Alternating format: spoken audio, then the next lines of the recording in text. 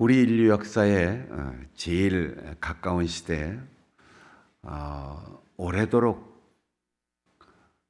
사람이라면 가슴속에 지워지지 않는 상처와 같은 역사적 흔적이 있는데 제2차 세계대전이라고 하는 경험입니다. 세계대전 중에 독일은 600만 명에 이르는 유대인들을 학살하였습니다. 독일에 살고 있는 유대인들은 90%다 전멸이라고 표현할 만큼 학살당했고, 이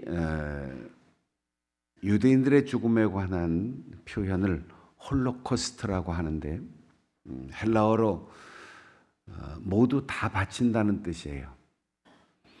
하나님께 번제로 드리는 거룩한 제사, 이것을 유대인 학살에 비유한 단어입니다. 600만 명의 죽음에 개입한 많은 사람들이 있었겠지만 그 중에 500만 명에 가까운 유대인들을 학살을 하는 최종 지휘자 한 사람이 있었습니다. 아히히만이라고 하는 군인이었는데, 그는 이 유대인들을 체포하고 감옥에 가두고 남김없이 다 인종 청소를 하는 책임자였는데 2차 대전이 끝나고 종적을 감추어서 16년 동안 숨어 살았습니다. 이스라엘의 모사드에 의해서 그의 사는 곳이 발각되고 체포되어서 재판을 받고 마지막에 교수형으로 세상을 떠났습니다. 그가 신문을 받고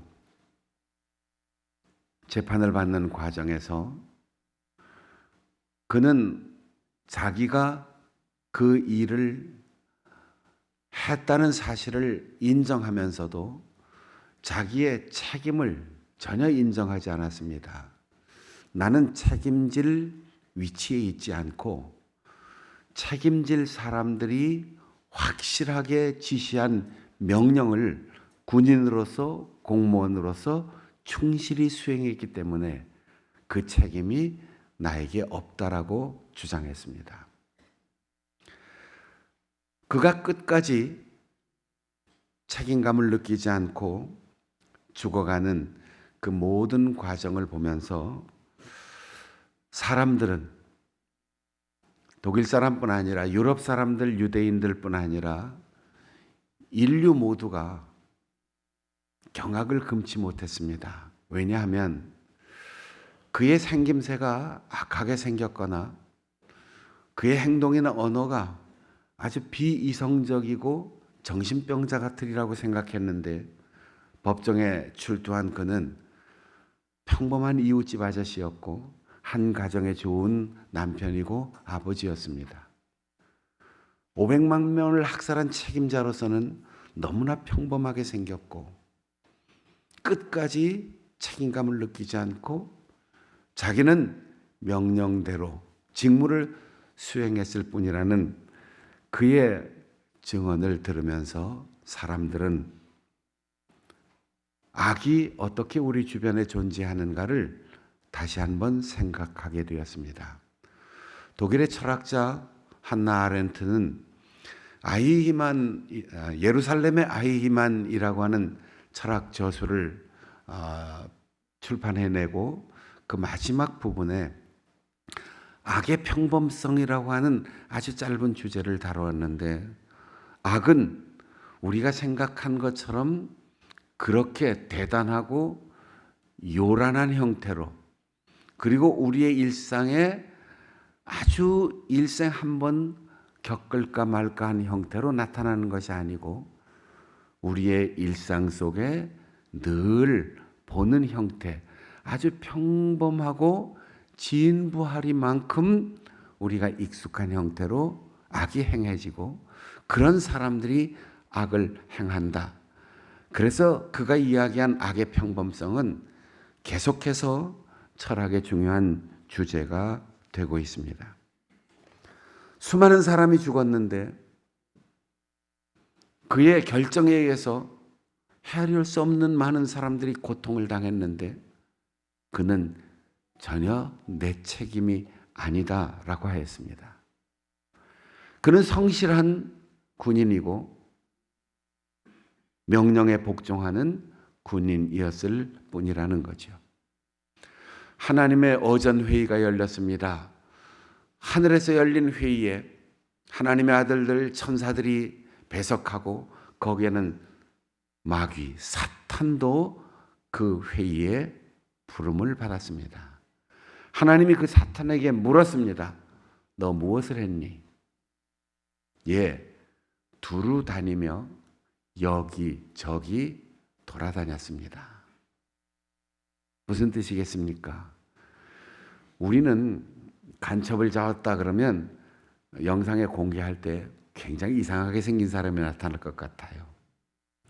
또 각종 강도나 살인, 말을 꺼내기도 어려운 그런 중요한 범죄자들, 인터넷 사이트에서 범죄하다가 잡혀 나온 사람들, 그 얼굴이 공개될 때 뿔이 나고 송곳니가 돋고 아주 다듬어지지 않은 자연스럽게 생긴 그런 돌멩이처럼 생긴 사람으로 상상을 합니다.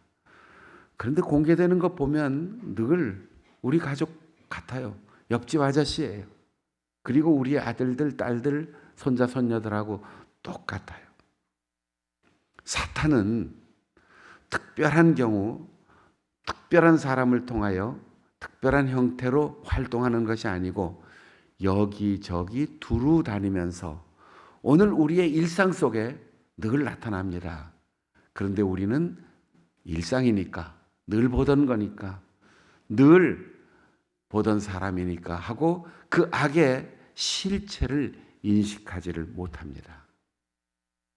바울 사도가 너희 대적 마귀가 우는 사자처럼 두루 다니며 삼킬 자를 찾는다고 했는데 사자가 입을 다물고 있으면 얼마나 멋있습니까? 그 풍채가 얼마나 우람합니까? 그런데 입을 벌려 이빨이 드러나면 사정없이 먹이를 뜯어 먹는 야수가 되는 거예요.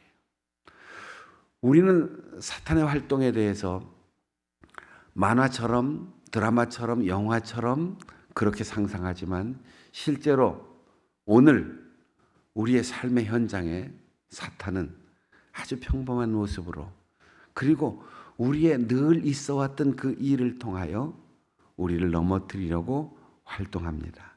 아니, 내가 그 역할을 할 수가 있어요.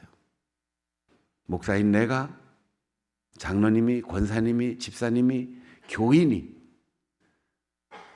사회적인 지위와 위치와 학식이 있는 사람이 아주 평범한 일상 속에서 악을 저지를 수 있어요. 그렇기 때문에 사탄이 두루 여기저기 다녔다고 하는 그 부지런함을 우리가 잊지 말아야 됩니다. 우리가 세상을 살펴보면서 의문을 품고 불평할 때가 있습니다. 하나님, 왜 악한 사람은 잘 되고 왜 악한 일을 하는 사람은 성공하고 착하고 의롭고 선한 사람들이 실패하고 피해를 당합니까? 왜 자꾸 선한 사람들이 악한 사람에게 집니까? 그렇게 질문할 때가 있어요. 여러분, 악은 성실합니다. 악은 열심히 있습니다. 악은 하는 일을 즐거워해요. 근데 착한 사람들은 내가 착하니까, 난 옳으니까, 그리스도인들은 나는 하나님이 의롭다 하셨으니까, 그리고는 게을러요. 우리가 복음을 전하고 하나님 나라를 이 땅에 세우고 우리가 의롭게 살고 착하게 살고 선하게 살려면 악보다 더 성실해야 하고 악보다 2배, 3배 더 열심히 부지런해야 하고 우리의 하는 일이 나태하지 않도록 기쁨으로 감사함으로 최선을 다해야 돼요. 그래야 악을 이길 수 있어요. 여러분, 악한 사람들이 얼마나 교묘하게 전략을 짭니까?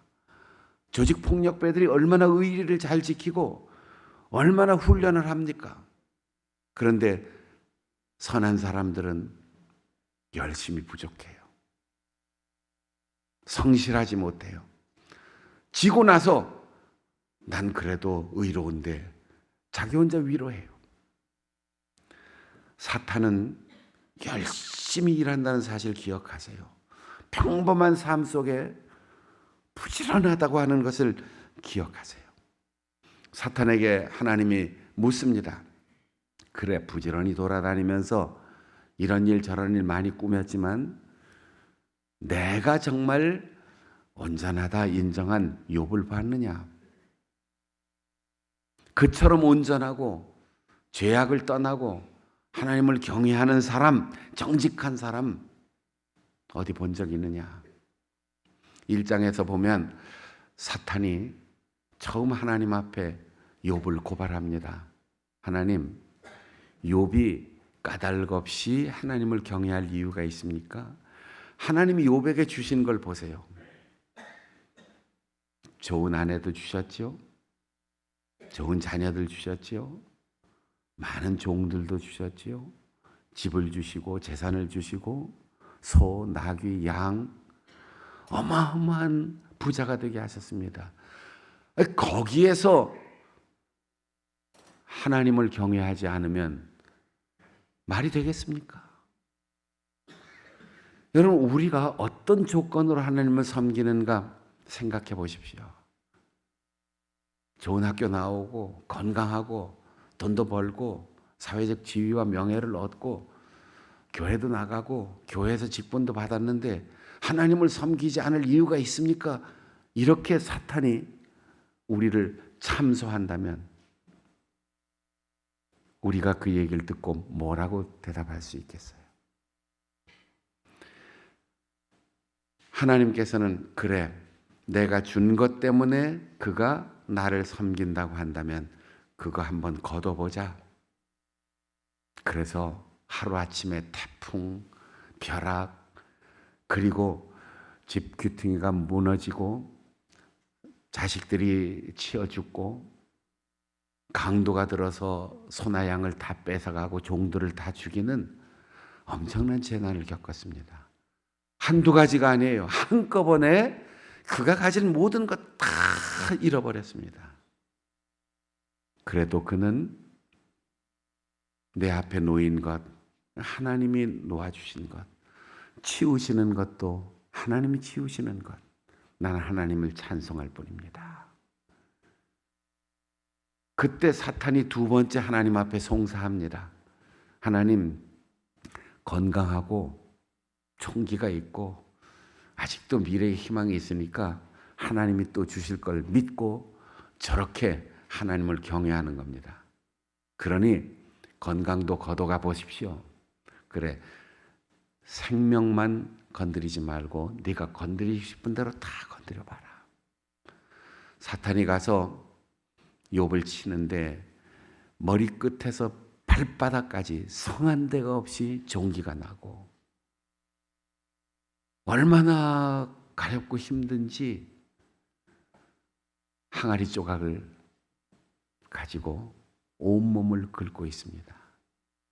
그의 아내마저도 애처로워 더 이상 볼 수 없으니까 여보, 순전함 지키지 말고 명예 지키지 말고 희망 다 버리고 빨리 죽는 게 낫겠어. 빨리 죽는 게 낫겠어. 여러분, 이게 가족의 마음입니다.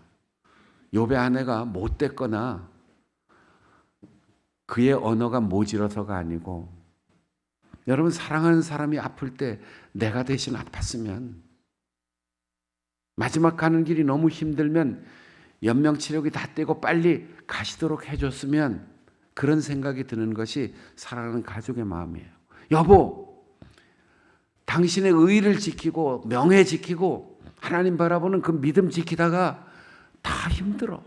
당신 너무 힘들어. 차라리 세상 빨리 떠나가. 아내가 이렇게 말할 정도였습니다. 그러나 어리석은 여자여. 이게 좋은 일일지 이게 나에게 나쁜 일인지 그건 내가 분별하는 것뿐이고 하나님이 주시는 건데 뭐가 좋은 건지 나쁜 건지 우리가 옳게 분별한다고 말할 수 없어. 그러니 입을 다물 수밖에. 이해할 수 있으면 말할 수 있을 텐데 이해할 수 없는데도 하나님을 신뢰하니까 입을 다 다물었습니다. 입술로 범죄하지 않았다고 했어요. 여러분, 우리가 기가 막힌 어려움을 겪고 억울한 일을 당하고 정말 서러움이 있을 때, 어떤 생각이 들고 어떤 감정이 들 때 표현하고 싶은 생각이 드는 거죠. 그때 입술로 범죄하지 않고 내가 이해하지 못하지만 이게 선인지 이게 악인지 내가 분별할 수 없지만 선악간의 모든 것이 하나님의 섭리에 달려 있다면 나는 침묵하겠습니다. 침묵하는 지혜가 여러분에게 있기를 바랍니다. 욥은 우리에게 가르쳐 줍니다. 소유를 다 잃어도 하나님이 인정하신 온전함만은 내가 잃지 않겠다. 이건 자신이 완전해서가 아닙니다. 자신이 잘나고 지혜롭고 또 하나님 앞에 예배하고 제물을 드렸던 사실을 자랑하는 게 아니에요. 하나님이 나를 의롭다 인정해 주셨으니 나는 의로운 거다. 하나님이 나에게 주시고 거둬가신 거니까 내 죄와 상관없이 내 허물과 상관없이 하나님만 의로우시고 나는 여전히 하나님 앞에 있겠다.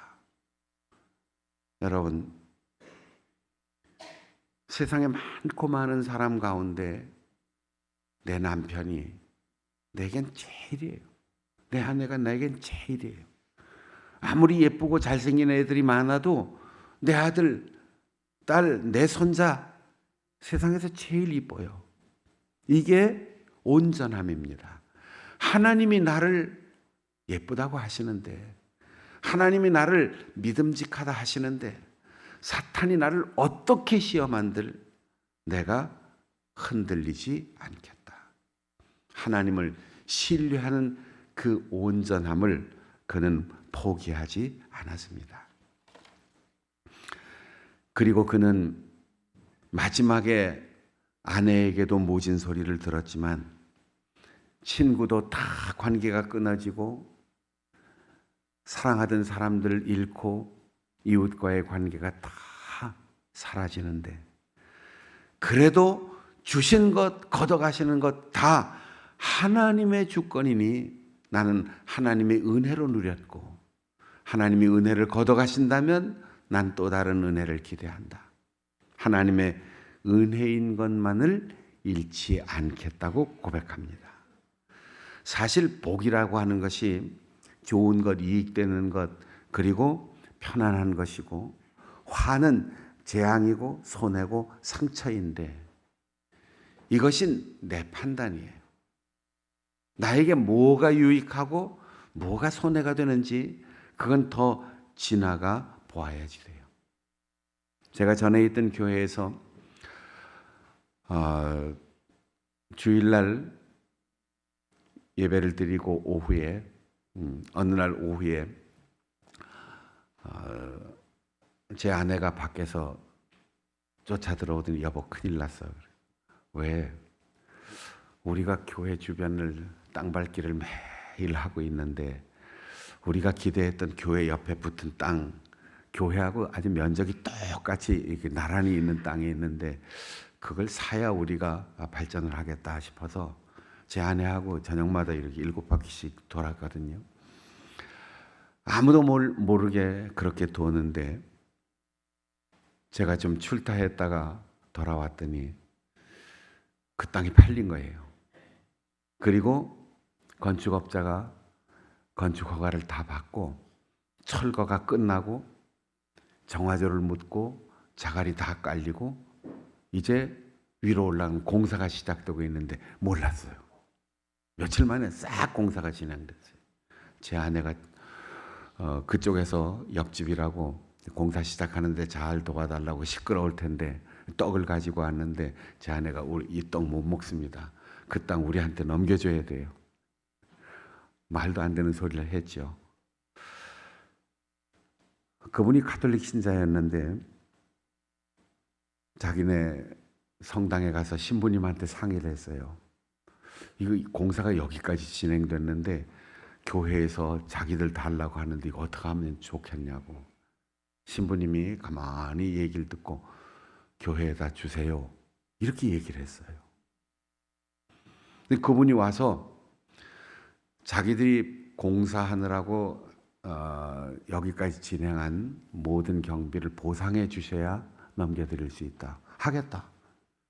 그래서 건축허가 받고 거기까지 토목공사 다 한 거 전부 보상해 주니까 그 땅 사는데 시가보다 상당히 돈을 많이 주게 된 거죠. 그래도 사는데 돈이 없잖아요. 어쨌든 우여곡절 끝에 그 땅을 샀습니다. 굉장히 비싸게 샀어요. 손해봤어요.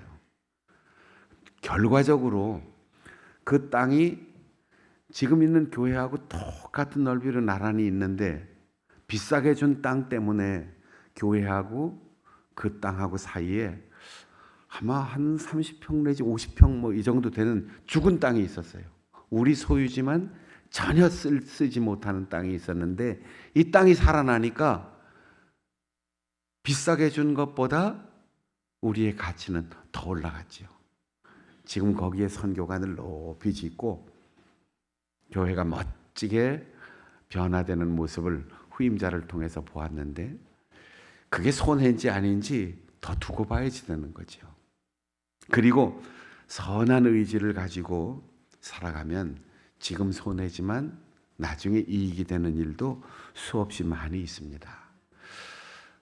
제가 자주 얘기하지만 고난과 시련은 한꺼번에 종합으로 쏟아집니다. 1년에 한 가지씩 그러면 감당할 만한데 하루에 한 가지씩 그러면 괜찮은데 한꺼번에 막 쏟아지는 거지요. 그럴 때 사람은 실망하게 됩니다. 하나님 무심하십니다. 너무하십니다. 하나님 계십니까? 원망할 수 있어요. 또 그런 고난을 당하는 사람이 우리 곁에 있습니다. 그런데 그런 사람들을 보면서 우리는 이렇게 얘기하죠. 힘내. 난 그보다 더 힘든 일 겪었어. 아이, 그놈이 나쁜 놈이야.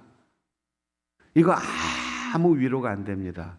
여러분, 힘내라고 아무리 얘기해도 힘낼 수가 없어서 지금 힘든 거예요. 기도할 힘도, 성경을 볼 힘도, 예배드릴 힘도, 교회 나갈 힘도 없는 사람에게 힘내, 이건 위로가 되질 않아요. 그때 우리가 할 수 있는 말은 내가 옆에 있을게. 손잡아주면서 내가 기도할게. 하나님이 계시잖아. 하나님이 계시다는 사실을 다시 확인해야 돼요. 내가 고난을 겪고 있을 때는 하나님, 나는 하나님만 바라봅니다. 다 떠나고 다 잃어도 모든 것을 주시고 모든 것을 만나게 하신 하나님께서는 여전히 나와 함께 하십니다. 이 고백을 잃지 말아야지 돼요. 욥은 다 떠나고 다 잃어도 하나님을 잃지 않았습니다. 그래서 욥기는 한 장 한 장 읽으면 안 돼요. 1장부터 42장까지 쭉 읽어 내려가야만 마지막에 희망이 보이는 거죠. 참 어렵고 힘들게 여기까지 우리가 고난을 이기고 질병을 이기고 답답함을 이기고 살아왔습니다. 또 어려운 코로나의 시대를 지나면서 문을 닫기도 하고 잃기도 하고 아프기도 하고 사람과의 관계도 단절될 때도 있었습니다. 그러나 무엇을 잃어도 하나님이 주신 것을 하나님께서 옮겨 놓으셨는데 하나님을 잃지 않기를 바랍니다.